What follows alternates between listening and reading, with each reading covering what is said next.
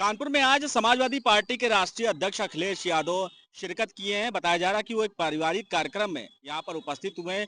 पहले वो विजय विला के कॉन्टिनेंटल में एक पारिवारिक कार्यक्रम में गए, उसके बाद में एक अपार्टमेंट में जो रॉयल एवेन्यू के नाम से जाना जाता है वहां पर गए। वहां पर एक कार्यक्रम में उपस्थित हुए। उसके बाद में एक घटापारा नाम का एक रेस्टोरेंट है, उसका भी उद्घाटन उन्होंने किया। और इस दौरान मीडिया से मुखातिब होते हुए उन्होंने तमाम तरीके के सवालों के जवाब दिए, जहां उनके थोड़े से तेवर सख्त दिखाई दिए। वहीं जब नेशन नाउ समाचार द्वारा उनसे सवाल पूछा गया कि यदि 100 विधायक आपके पास आ जाएं, ये दोनों मुख्यमंत्री डिप्टी सीएम ले आवें, तो क्या आप किसको मुख्यमंत्री बनाएंगे? इस पर उन्होंने क्या जवाब दिया, आप ये पूरी रिपोर्ट देखिए। दिल्ली के अंदर मंडपम में यूथ कांग्रेस के अध्यक्ष को गिरफ्तार किया गया है, 4 दिन की रिमांड में भेजा गया। प्रदर्शन करना भी एक गुनाह है। पहली बात तो ये है कि जिस तरीके से सिक्योरिटी फेलियर हमेशा हुआ है बीजेपी की सरकार में, और एआई जैसा कार्यक्रम पहले दिन से ही उसमें सवाल खड़े हुए, रोबोट कहाँ का आया, और एआई की जो तैयारी होनी चाहिए थी वो शायद एआई की तैयारी नहीं थी उनकी, और जो प्रदर्शन हुआ उसमें डेलीगेट्स भी थे। ये पूरा बीजेपी के सिक्योरिटी फेलियर है कि दिल्ली जैसी जगह जहां दुनिया से इतने डेलीगेट्स आए हों, वहां पर आपकी सिक्योरिटी फेलियर है नंबर 1। और नंबर 2, एआई जब उसकी कोई तैयारी नहीं है, एआई के बारे में आपने कोई इकोसिस्टम तैयार नहीं किया, कोई इंफ्रास्ट्रक्चर तैयार नहीं किया, और उस आयोजन में सब नकली चीजें दिखा रहे थे, तो स्वाभाविक है जब नकली चीज दिखाओगे, नकली एआई दिखाओगे, दूसरे देश का बना हुआ रोबोट आप दिखाओगे, तो स्वाभाविक है नाराजगी होना स्वाभाविक है। लेकिन सबसे बड़ी बात है सिक्योरिटी फेलियर है।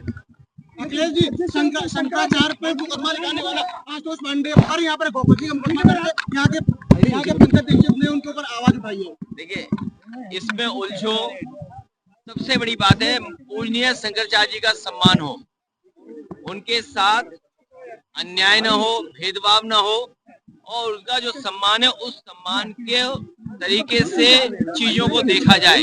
लेकिन सरकार उनको अपमानित करने में लगी हुई है, सरकार उन्हें अपमानित करने में लगी हुई है। ये सरकार का लोकतांत्रिक व्यवहार नहीं हो सकता, उसका विरोध आम लोग कर रहे हैं। शंकराचार्य का अपमान कोई भी स्वीकार नहीं कर सकता। 2 भागों में इससे हिंदू तो नहीं बच जाएगा। देखिए, हिंदू को तो कागज ढूंढने पड़ रहे हैं। हमारा पत्रकार साथी कुछ ऐसा सवाल टेढ़ा मेढ़ा कर रहा है जिससे इन्हें जानकारी होगी। ये बीजेपी वाले जो पहले एनआरसी करना चाहते थे, उन्होंने एसआईआर के बहाने एनआरसी की और लोगों को कहते थे कि मुसलमान भाइयों के हम कागज भी चेक करेंगे, और कागज चेक करने के साथ साथ कागज चेक करने डिटेंशन सेंटर बनाएंगे। लेकिन एसआईआर के बहाने अब हिंदू भाई ज्यादा कागज ढूंढ रहे हैं, क्योंकि अगर के नागरिक हैं तो जो नोटिस गए हैं, और आपके यहाँ भी जो नोटिस आया हुआ जो कागज ढूंढ रहे हैं, सबसे ज्यादा हिंदू भाई होंगे। सर, पीएसआईटी में बवाल चल रहा है, छात्रों को क्या कहेंगे? कानून कायम है, लॉ पूरे तरीके से मेंटेन किया जा रहा है, आप क्या कहेंगे? देखिए, लॉ एंड ऑर्डर क्या, law and order, law order अलग चल रहा है, ऑर्डर अलग चल रहा है। कोई लॉ एंड ऑर्डर चल रहा है यहाँ पर, आए दिन घटना हो रही है, आए दिन देखने को मिल रहा है, और किसी की सुनवाई नहीं है। अभी जब मैं आपके बीच आया हूँ, अयोध्या में बिना नोटिस के लोगों के घर, मकान और दीवारें तोड़ी जा रही हैं, यानी इलीगल कंस्ट्रक्शन है। और बीजेपी के लोगों को इलीगल कंस्ट्रक्शन करके आजादी है, जगह जगह कब्जा कर रहे हैं ये लोग, जगह जगह जमीनें छीनी होंगी इन्होंने।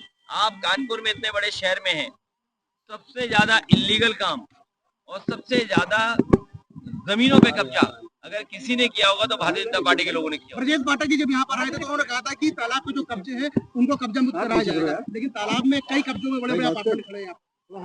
देखिए, उनकी तो चलती नहीं है।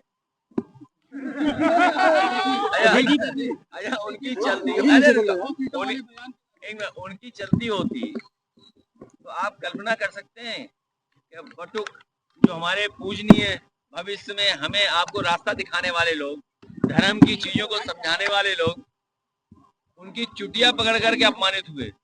और उन्होंने कहा हमारे जो डिप्टी सीएम हैं कि उन्हें महापाप पड़ेगा। और मैं अपने पत्रकार साथी को याद दिला दूं, इसी शहर के आसपास एक ब्राह्मण परिवार पे बुलडोजर चला था, माँ बेटी जिंदा जल गए थे। और हमारे डिप्टी सीएम ने कहा था कि तुम मेरे परिवार के हो, हम पूरा सम्मान करेंगे, पूरा आपका सम्मान रखा जाएगा। अरे ये डिप्टी सीएम नहीं है, ये स्वार्थ के लिए वहां बैठे लोग हैं, स्वार्थ के लिए। और ऐसे डिप्टी सीएम को तो अपनी कुर्सी छोड़ देनी चाहिए। आज ट्रंप ने फिर से सर्जिकल स्ट्राइक रोकने की बात करी, भारत पाकिस्तान युद्ध के विराम की बात करी। उसने कहा कि हमारे कहने पर इतनी बड़ी बातें मत करो, कानपुर के मिल चले, ठीक है, यहाँ का कानपुर का विकास हो।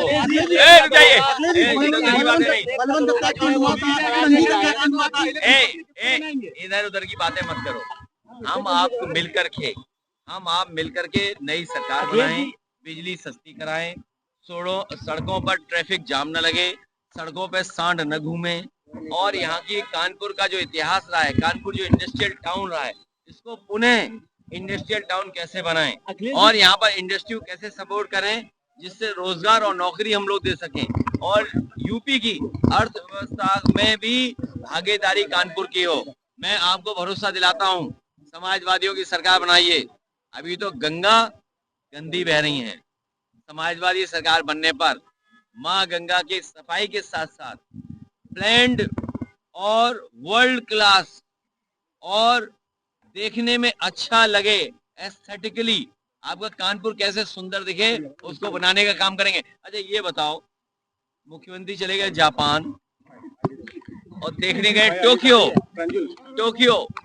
और क्योटो जा ही नहीं रहे हैं।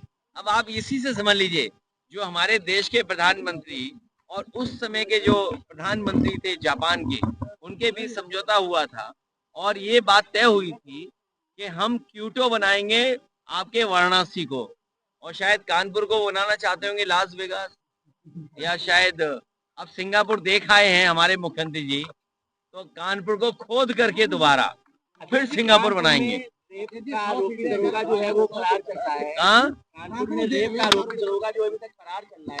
देखिए अभी फौजी का जो अपमान हुआ है, ये राष्ट्रभक्त बोलते हैं अपने आप को, ये राष्ट्रीय लोग ने जो अपमान किया फौजी, आप सोच सकते हैं फौजी का अपमान हो और उसकी मार पिटाई की जाए, और कितनी मार पिटाई की, उसके निशान दिख रहे हैं कि कितनी पिटाई हुई है। तो ये तो सरकार का व्यवहार है।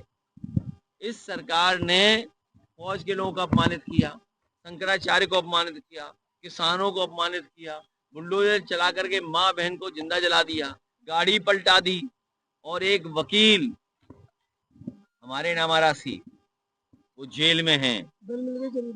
कब आगी? अरे हमें उम्मीद है वो बाहर आकर के अपने कलम का जादू दिखाएंगे, और जिन जो लोगों ने उनके साथ ये व्यवहार किया है उनको कानूनी सजा दिलाने का काम करेंगे। शंकराचार्य के बाद सभा खड़ी है क्या? 100 सीटों में 100 सीटों वाले बयान पे अगर ऊपर सीटें आ जाती तो आप पाठक जी को ये दोनों किसी लायक नहीं है।